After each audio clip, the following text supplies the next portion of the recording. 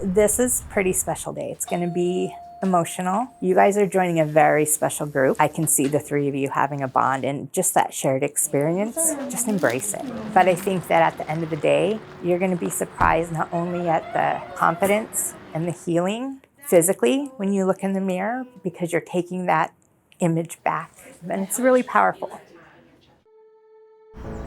It's important, if we're talking about the journey, to always be an advocate for yourself or find someone who can help you be an advocate for yourself. When I was 20, I found a lump in my left breast. I did have it checked out and was told it was too young to be anything. It was probably just a fatty cyst. 41, I did a 3D mammogram because it was now offered and insurance covered it. And that's when they said, you need to come back and have some more images. And I'm like, figured. All I can remember from the day is shock. Like, yeah. They pushed for a lumpectomy and no other treatment really. But a lumpectomy takes out a golf ball size of your breast tissue, and the thought of what if they missed some was always in the back of my mind, and the only way to get it out of the back of my mind was to do the double mastectomy. I was told by my oncologist that I was being radical for having the double mastectomy. I'm a worrier and I didn't want to have to worry anymore. I remember watching the scars heal, and they had a divot in them at the time, because even under clothes you could see my scars.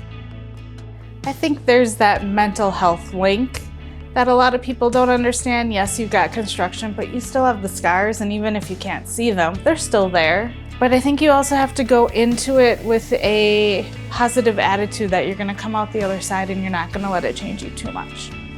I started down the rabbit hole of tattoos to cover scars because I had heard that people did that, and I'm like, well, that makes sense, let's do that. And in that rabbit hole, I stumbled upon P.ink. So I applied for Minneapolis, and then my phone rang and I didn't know the number, and I just happened to pick it up for some reason, and it was Kim. Congratulations, you've been chosen to receive a tattoo from P.ink. And I went, wait, what?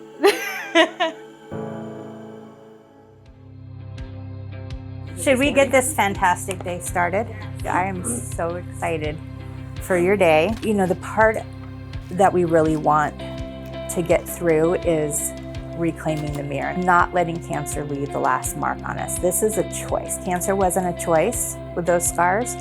This today is your choice of how you're going to have some closure with that. I also knew growing up that if I got breast cancer like the other members in my family, that I was getting tattoos. No nipple tattoos, no anything else. I wanted art.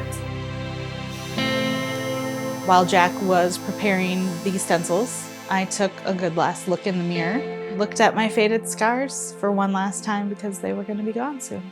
My final thoughts were glad to see them go. I wanted a lemon because the phrase is, life gave you lemons, make it into melons. And then I just wanted some beautiful flowers and art. And then Jack threw in the dill weed because of my sisters and I and our pickles.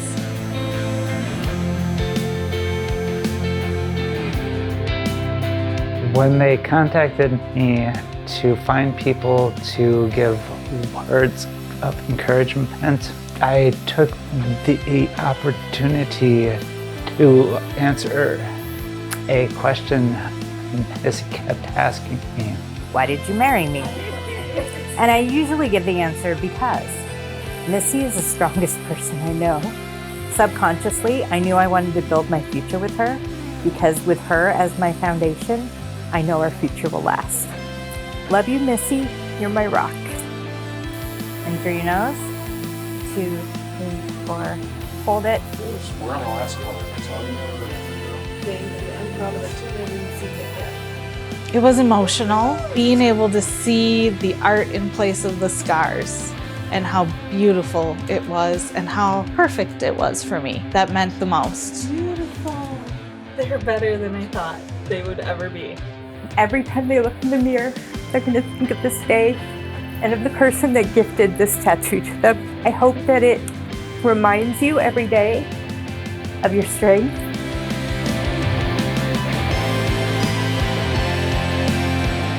I think personally, P.ink helped me to cover the scars so that wouldn't be the only thing you saw when you looked in the mirror. That it was, you know, taking that mirror back, as they say.